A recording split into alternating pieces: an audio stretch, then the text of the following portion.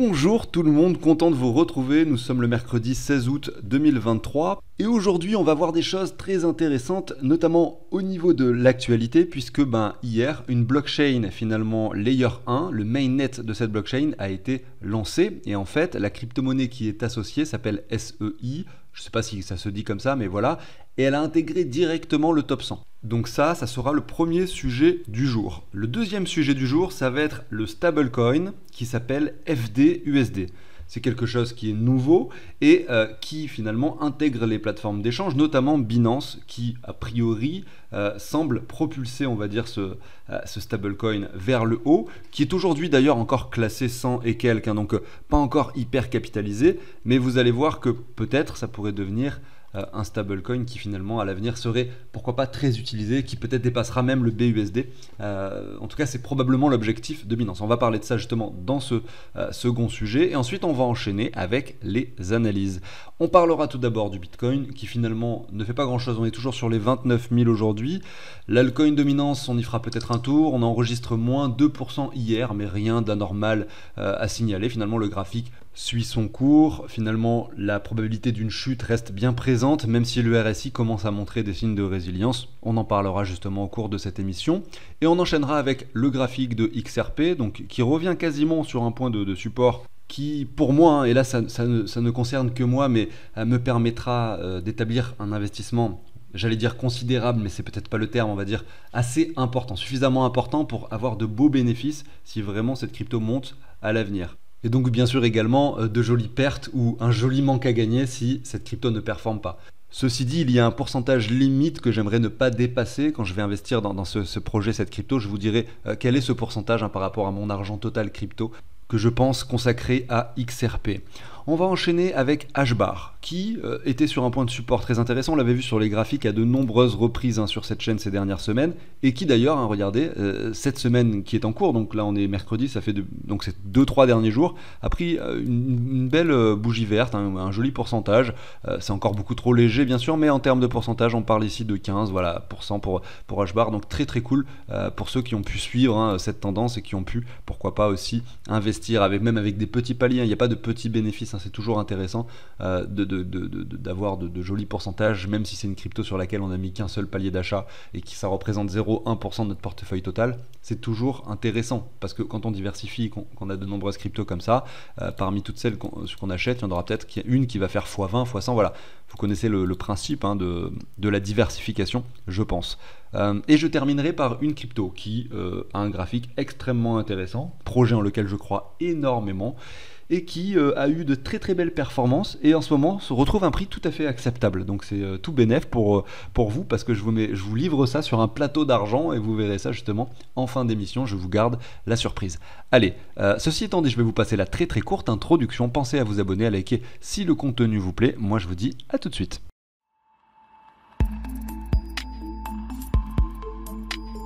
Allez, c'est parti. Avant de débuter, sachez que je vous partage un outil qui est utilisable sur votre téléphone, votre tablette, votre PC, qui va vous permettre tout simplement de savoir où vous en êtes. Le prix des cryptos, en fait, sur un tableur que j'ai créé et sont récupérés finalement les prix des cryptos en temps réel. Toutes les heures, ça s'actualise. Du coup, vous savez exactement où vous en êtes. Vous allez inscrire toutes vos crypto-monnaies, vos plateformes, les quantités que vous possédez. Et ensuite, vous allez savoir simplement comment investir par rapport à ce que vous avez en pourcentage de Bitcoin, d'Ether, de stablecoin en fait.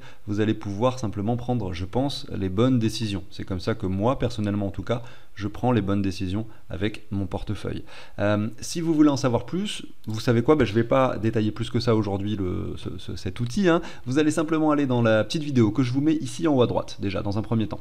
C'est une vidéo que j'ai créée spécifiquement pour ça, qui explique le fonctionnement de cet outil en détail, une vidéo qui dure, je crois, 10-15 minutes, et qui explique tout, page par page, comment ça marche, etc. Vous allez tout comprendre. Sinon, vous pouvez aller aussi dans la description, excusez-moi pour le son, dans la description de cette vidéo ou de toutes les vidéos que je produis d'ailleurs, et vous allez aussi avoir, du coup, je remettrai le lien de la vidéo en question, et puis je mettrai le lien vers le site de CryptOrganize où vous allez trouver les différents tarifs pour l'obtenir, des tarifs qui sont plutôt intéressant, assez faible en réalité et dégressif en fonction de la durée à laquelle vous choisissez l'abonnement, bien sûr, mais il faut savoir que le tableur en réalité, l'outil, le tableur en réalité est gratuit, vous est offert ce que vous payez, l'abonnement que vous payez, c'est simplement l'actualisation des prix des cryptos chaque heure sur votre document, tout simplement. Et en parallèle, vous soutenez bien sûr le travail fourni, le contenu produit au fur et à mesure du temps, même si je sais que c'est pas ce qui va forcément motiver la plupart d'entre vous, ce que je comprends tout à fait d'ailleurs, parce que moi-même quand je regarde le contenu d'autres personnes qui demandent finalement des dons mensuels pour pouvoir continuer à produire leur contenu, évidemment qu'en général je ne donne pas, voilà, je l'avoue, donc je ne vous en voudrais pas si... et c'est pour ça d'ailleurs que je ne propose pas de faire des donations mensuelles comme ça, parce que c'est quelque chose que moi-même en fait je ne fais pas forcément et que je comprendrais tout à fait effectivement qu'on ne le fasse pas. Donc je partage quelque chose d'utile pour vous, pour votre portefeuille, en tout cas je l'espère. Alors on débute avec SEI et ensuite on va enchaîner avec le stablecoin en question qui est d'ailleurs déjà affiché ici sur CoinGecko. Donc SEI est classée 84e. Ce matin elle était 90. J'ai fait un petit investissement dessus ce matin parce que quand je vois un projet comme ça, je repense à chaque fois à Aptos. Je me dis c'est dommage, j'attendais un retracement et en fait ça n'a pas vraiment eu lieu. Le truc a fait que monter. Et peut-être qu'en fait il ne reviendra jamais à son prix finalement sur lequel où je le trouvais déjà élevé, je pensais investir et que je ne l'ai pas fait. Donc maintenant, même si je mets des très très petits paliers qui peut-être correspondent à moins de 0,1% de mon portefeuille, eh bien je le fais quand même. Voilà, même pour des projets qui viennent de se lancer et qui ont déjà de très belles performances. Ici SEI, donc on va regarder son graphique. Voilà, bon, moi je l'ai acheté il y a quelques heures, on était ici sur les 24 centimes, on est déjà sur les 26. Est-ce que ça vaut le coup d'acheter maintenant? J'en sais rien en fait. Mais le raisonnement est le suivant, à savoir qu'après je vais vous parler du projet, ça a été lancé hier, de quoi il s'agit, pourquoi est-ce que c'est intéressant, en quoi finalement cette blockchain est plus intéressante que d'autres, voilà. Tout ça je vais en parler juste après, pendant quelques minutes probablement. Mais voilà, je vous parle de mon raisonnement qui justifie l'achat que j'ai pu faire sur ce token ce matin. Vous imaginez que ça, c'est une bouteille d'eau, voilà, c'est un rectangle, je sais, mais imaginez que c'est une bouteille d'eau. Voilà, donc là, les 100%, donc c'est mon argent crypto, tout simplement. Moi, j'ai investi un tout petit pourcentage peut-être, voilà, 0,05% du portefeuille, vraiment quelque chose d'assez minime. Si jamais cette crypto finalement ne marche pas du tout, et finalement que le projet ne fonctionne pas du tout et que la crypto chute énormément, j'aurais quasiment rien perdu. En revanche, si par miracle cette crypto fait un fois 100, eh bien en fait les 0,05% que j'ai, peut-être que ça se transformera en 1, 2, voire 3, peut-être même 4, et qui sait peut-être même 5% en fait. Et tout ça, sur mon portefeuille, ça sera du SEI. Voilà. Et en fait, ce qu'il faut bien comprendre, c'est qu'à ce moment-là, il faudra revendre par palier, pour vendre petit à petit ces SEI, pour acheter par exemple du Bitcoin, de l'Ether ou des choses qui sont plus sûres, pour rééquilibrer le pourcentage, pourquoi pas pour revenir sur quelque chose de similaire. Si ça se produit bien sûr. Mais voilà, c'est ça le raisonnement, et c'est ça le principe de ce qu'on appelle la diversification, tout simplement. Alors, qu'est-ce que c'est SEI? Donc déjà, vous voyez, graphiquement parlant, on ne va pas pouvoir faire d'analyse, et on est sur quelque chose qui a été lancé hier. En tout cas, je veux dire, le mainnet, la blockchain a été lancée hier, le projet existe, lui, depuis, si je ne dis pas de bêtises, c'était inscrit, 2021, ça a été fondé en 2021. Ceux qui composent, finalement, la team, l'équipe finalement, qui développe sur ce projet, eh bien, ont été au préalable, certains ont été chez Google, Goldman Sachs, Robinhood, c'est le, je vais peut-être dire des bêtises, donc je vais rien dire, Nvidia, donc les cartes graphiques, Databricks, que je ne connais pas, mais voilà, ce que je veux dire, c'est que c'est des très gros noms, des très grosses entreprises, donc des personnes très compétentes a priori, qui se sont rassemblées pour finalement lancer ce projet, pour développer ce projet, et le mainnet a été lancé hier, donc les investissements ont forcément afflué, au vu de la team et du projet en lui-même, qui a été développé, et donc forcément elle se retrouve directement dans le top 100. Ça c'est la première chose à savoir. Maintenant, pourquoi cette blockchain est plus intéressante que d'autres? Donc je vais sur le site du projet en question. Donc grosso modo, si on regarde un petit peu ce qui se passe dessus, on voit que par rapport à Solana, Solana qui est déjà une blockchain beaucoup plus performante que celle d'Ether, qui elle-même est beaucoup plus performante que celle du Bitcoin, eh bien on a quelque chose encore 2 fois plus performant en termes de transactions par seconde. Voilà, ça c'est ce qui concerne la scalabilité. On a également le temps de transaction qui est divisé par 5 par rapport au temps de transaction sur Solana qui déjà est très rapide, 2,5 secondes. Et ensuite, il y a une technologie en plus sur cette blockchain qui va permettre d'éviter le front-running. Qu'est-ce que c'est le front-running? C'est quand vous êtes sur Uniswap, que vous faites une transaction et qu'en fait il y a des bots qui vont faire finalement juste Ils vont identifier votre transaction et juste avant que vous le fassiez, ils vont mettre des gaz plus importants pour pouvoir passer devant vous et finalement faire une sorte d'achat-vente qui va vous faire acheter moins de tokens ou finalement en fait vous allez perdre de l'argent. C'est du vol en fait, hein, le front-running. C'est des bots, des personnes qui ont développé quelque chose qui permet finalement d'exploiter les failles, hein, qu'il y a sur ces blockchains. Après, il faut savoir que y a des solutions pour pas se faire front-run, notamment en gérant son slippage. Bon, je vais pas rentrer dans ces détails-là, mais grosso modo, ce genre d'innovation, ce genre de nouvelles blockchains pourrait permettre plus facilement une certaine adoption, hein, on va dire plus pour monsieur tout le monde, hein, et pour l'utilisation plus facile du Web3, etc. En fait, plus on avance, plus les blockchains sont performantes, plus on arrive finalement à développer des technologies innovantes, faciles à utiliser et finalement qui conservent leur sécurité, quelque chose qui est très important, hein, dans ce secteur évidemment, puisque ça touche à ce qui est financier quand même.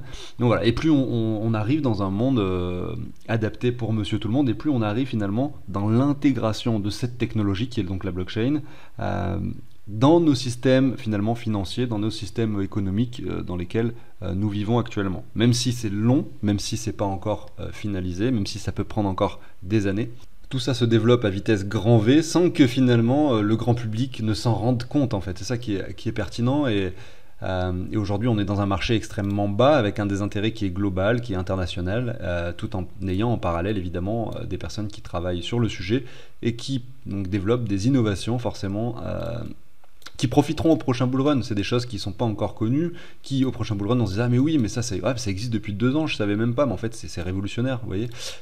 On se rend compte en fait que les choses sont révolutionnaires pendant les phases de hausse. Et même on surestime les choses, ce qui fait qu'en fait ça crée une bulle et derrière finalement ça retrace. C'est bien sûr ça marche dans les deux sens, le désintérêt et l'euphorie, voilà tout simplement. Donc ça c'était pour le projet SEI. Je continue avec la deuxième actualité du jour avant de débuter les analyses. Il s'agit du token FDUSD. C'est un stablecoin lancé par la société First Digital à Hong Kong, finalement propulsé, intégré dans Binance assez récemment, et qui propose même la possibilité d'échanger du Bitcoin et de l'Ether sans frais si vous utilisez finalement ce stablecoin. Donc voilà, c'est simplement un début de quelque chose, une intégration. Pourquoi ce stablecoin ? Eh bien, vous avez la plupart des gouvernements qui sont douteux par rapport aux autres stablecoins, notamment avec USDT. Vous l'avez bien suivi, cette histoire avec le procès, avec l'histoire de la réserve. Est-ce que finalement Tether possédaient réellement tous les USDT donc, qui ont été émis? Est-ce qu'ils possédaient réellement des dollars en contrepartie dans leurs réserves, dans leurs comptes bancaires, dans leurs contrats, etc. La réponse est non, bien entendu, mais bon, c'est pas bien différent de la finance traditionnelle. Mais cette inquiétude liée au stablecoin, donc cette inquiétude que les gouvernements ont, peut être résolu grâce à celui-là qui reçoit des audits mensuels, transparents, voilà, avec finalement des entreprises qui sont privées. C'est un actif numérique et programmable avec une conformité réglementaire, donc l'idée c'est de se conformer aux différentes réglementations des différents pays, raison pour laquelle je pense Binance l'intègre directement à sa plateforme, et également c'est un stablecoin qui est disponible pour l'instant uniquement sur le réseau d'Ether et sur la Binance Smart Chain.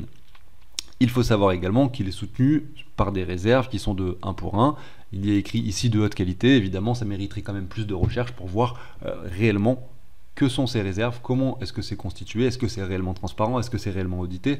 Mais bon, moi je fais finalement j'opte pour une certaine confiance. Je pense que l'intérêt effectivement de Binance, c'est de pouvoir continuer à produire ses services dans tous les pays du monde, en tout cas dans le plus de pays possible. Et pour cela, Binance, forcément, leur intérêt, c'est de se conformer aux différentes réglementations des différents pays. Donc a priori, je pense qu'il y a une certaine sécurité à travers ce stablecoin qui pour l'instant est assez méconnu, voilà, 260 millions en termes d'offres et donc de capitalisation, puisque 1 dollar est égal à 1 FD USD. Et j'ai oublié de vous le dire, mais sur Binance, maintenant, ça a changé. C'est-à-dire que lorsque vous voulez participer au launch pool ou au launchpad, vous devez stacker soit du Binance Coin, soit du TUSD, soit maintenant du FD USD. Donc vous voyez, ça a même intégré la partie launch pool. Et il faut savoir que d'ailleurs, j'ai oublié de vous le dire, mais sur le projet qui vient d'être lancé, donc SEI, vous pouvez obtenir donc cette crypto très facilement.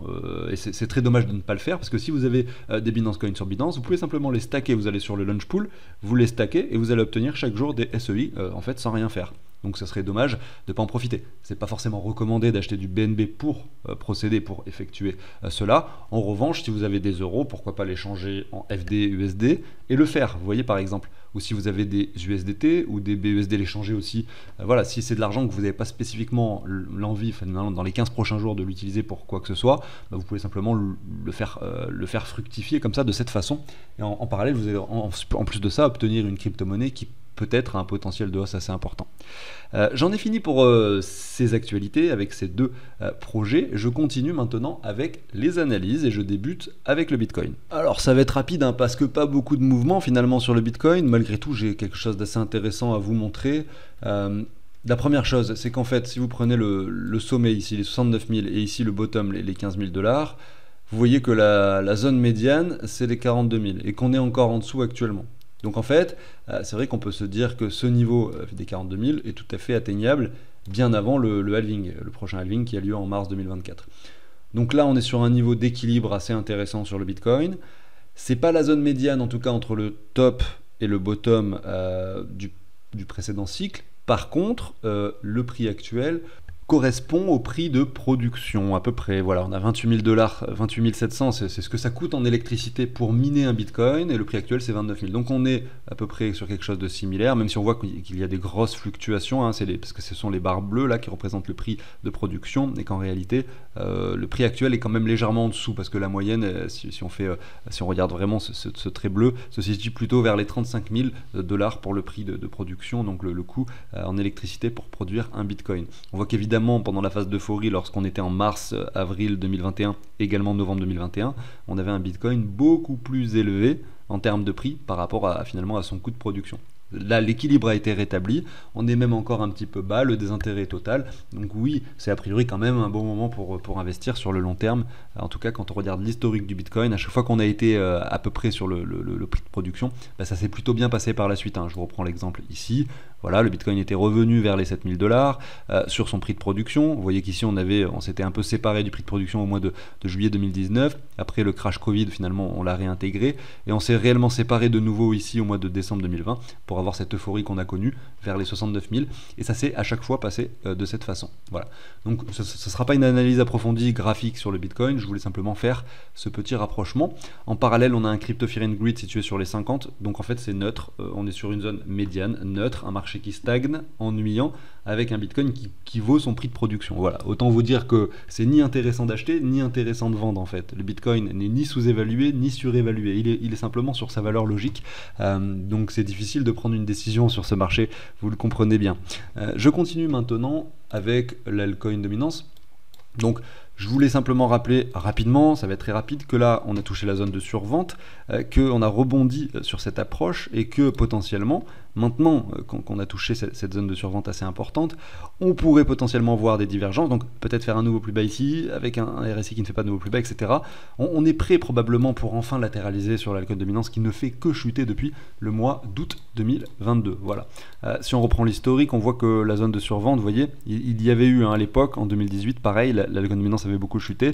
On avait vraiment construit cette divergence avec le RSI, regardez ici, qui était finalement allé chercher des points toujours inférieurs à 3 reprises, avec un marché également qui chutait, avant de finalement traduire quelque chose qui se retourne, une altcoin dominance qui monte, une alt season donc, ici donc entre le mois de septembre 2019 et le mois d'août 2020. Ici, ça pourrait pourquoi pas se produire à un moment donné, on va se retourner et on aura une alt season, rassurez-vous, je ne sais pas quand, mais ça va forcément arriver.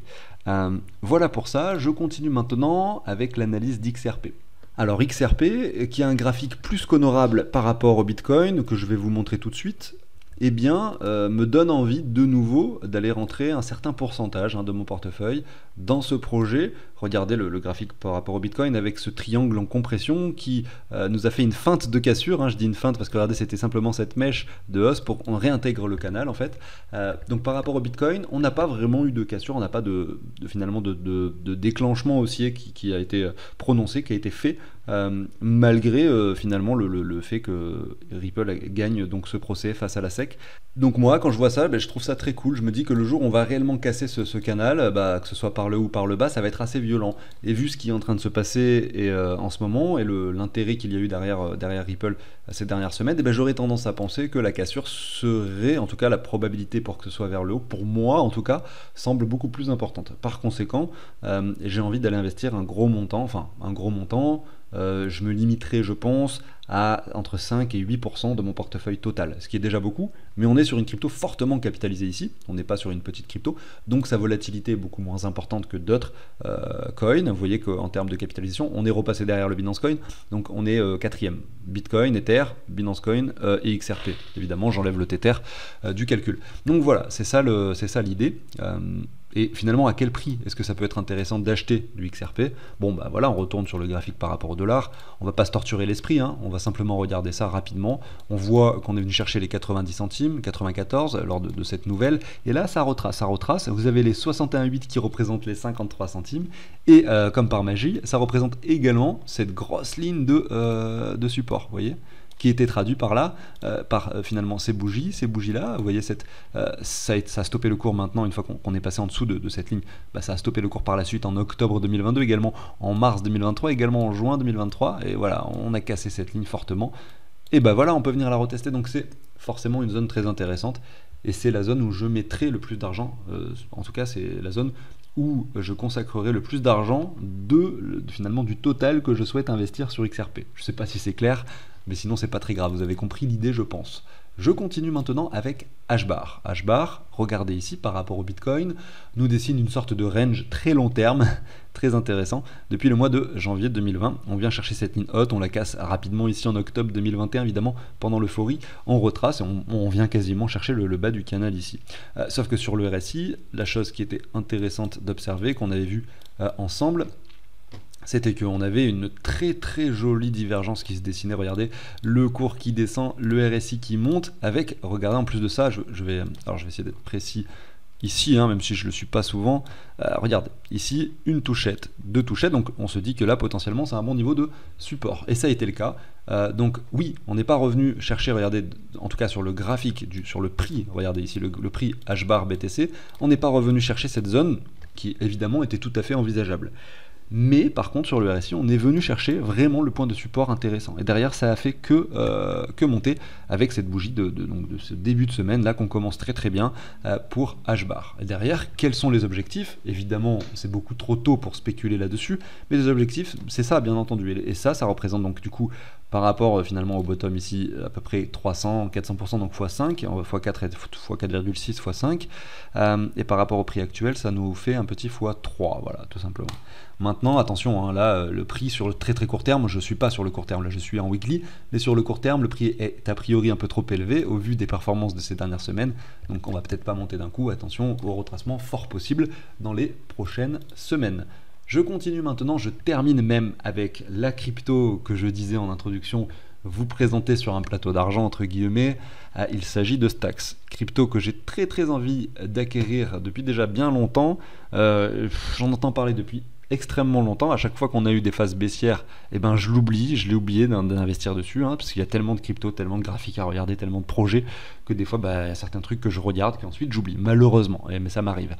Et puis là, ce qui s'est passé, c'est que je m'en suis rappelé à quel moment, évidemment, quand il y a eu cette performance au mois de mars, et je me suis dit voilà, en fait là on a la CryptoStacks qui quand même nous établit, regardez, entre le mois de janvier 2023 et le mois de mars 400%, donc on a un x5, c'est incroyable en fait, x5 sur Stacks. Et là le retracement en maintenant est pour moi suffisamment intéressant pour considérer un investissement. Donc dès que j'ai terminé d'enregistrer cette vidéo, je vais aller acheter du Stacks, voilà tout simplement. Et là on revient chercher donc la zone de rechargement, on voit qu'on a ce léger rebond ici, cette continuation baissière, la chute est peut-être pas finie, on peut revenir chercher les 44 centimes sans aucun problème, c'est-à-dire encore 10 centimes de moins, peut-être même aller plus bas, j'en sais rien, mais en tout cas s'il y a bien un moment où on peut commencer à mettre des paliers sur Stacks, c'est bien maintenant, voilà tout simplement. Alors on peut la regarder également par rapport au Bitcoin pour voir si elle est résiliente. Évidemment par rapport au dollar elle l'est, son bottom c'était en novembre, donc du coup 2022. Et si on la regarde par rapport au Bitcoin, on va voir ce que ça donne. Par rapport au Bitcoin, elle est résiliente également. Et ce qui est intéressant de constater, c'est qu'on a une ligne de support qui n'a jamais été cassée depuis, depuis la nuit des temps sur ce projet, c'est celle-ci. Vous voyez, c'est celle-ci. Ça reprend, alors là on est par rapport au Bitcoin, donc je ne vais pas vous énoncer le prix avec tous les zéros qu'il y a, mais vous voyez que effectivement, si on prend la globalité de ce graphique, on prend le top et le bottom, on est quand même plutôt en bas du graphique qu'en haut actuellement, et on peut supposer qu'un jour, pourquoi pas, on revienne là-haut. Donc un premier palier maintenant, une ZR par rapport au Bitcoin, une ZR par rapport au dollar, un graphique très intéressant, bien entendu pour Stacks. Voilà. J'arrive sur la fin de cette émission, j'espère que ça vous a plu. Si c'est le cas, pensez à vous abonner, à liker. On se retrouve très rapidement pour de nouvelles vidéos. Ciao tout le monde!